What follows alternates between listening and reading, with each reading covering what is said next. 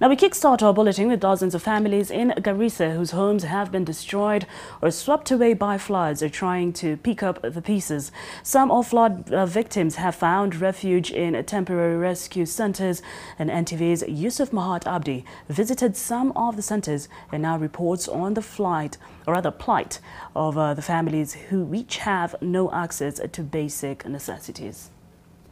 In Kamude village, 45 kilometers from Garissa town, we find what has become the new home for families who lost their homes due to flooding. Mwana Juma is one of the women who is trying to pick up the pieces after her house was swept away by floods. She managed to rescue one child and lost her youngest son. Maji imetukujia usiku tukiwa tumelala. Sasa kulala, kuamka tu kule tu kutoka kujisaidia kuweka mguu chini tu tukakuta sasa ni mambo ya maji. Sasa ile muda sasa kitanda ni ile ya kienyeji, sasa ikawa imeanguka. Sasa kule kuanguka na maji vile ilikuwa inakuja mbio, ikawa imebeba watoto wawili. Sasa bahati mzuri mmoja akajishikilia. Sasa mmoja ikawa ameaga na amekufa na maji amezama. Katafuta akapatikana amekufa. Since relocating to this temporary rescue center, Mwana Juma says they face many challenges, the biggest being lack of basic necessities. Hakukuwa na chakula yote. Na ile chakula nilikuwa na chakula kidogo, mafuriko yote imebeba. Upande wa chakula, upande wa vitu ya kulalia, upande wa vyombo yote imeenda na maji. Nimetoka tu na watoto wangu peke yake. Moving a few kilometers from Kamude, we visit Nadir Primary School, now a refuge center for flood victims.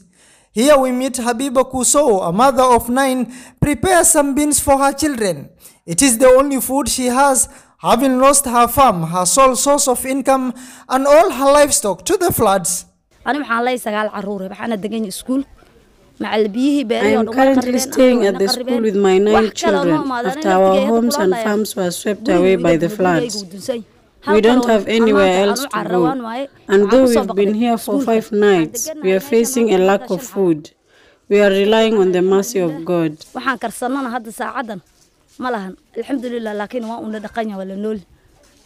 Most of the people we met say their leaders are not doing enough to address their plight. Tunasema serikali imetushika kwa mkono ya kushoto.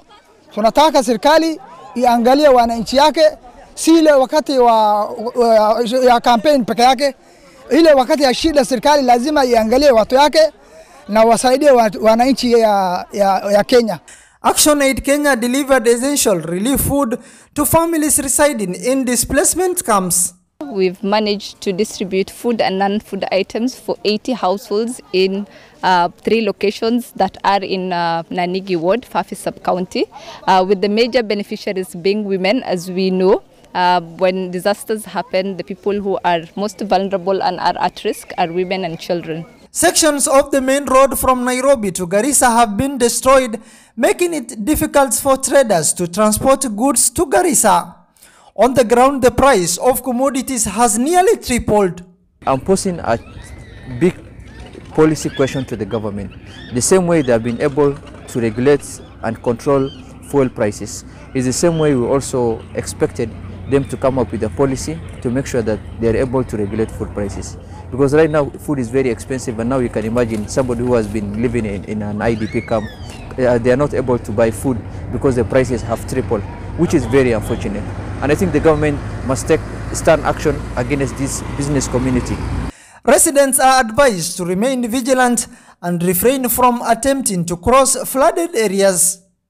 The government warned yesterday that over 50,000 people in 5 counties, including Garissa, could face consequences as dams approach full capacity, awaiting release. As the weatherman continues predicting more heavy rains in the coming days, some of the families who have lost all their belongings are now praying for ease as they seek humanitarian assistance from the government and other well-wishers. Yusuf Mahat Abdi, NTV, Kamude, Garissa County.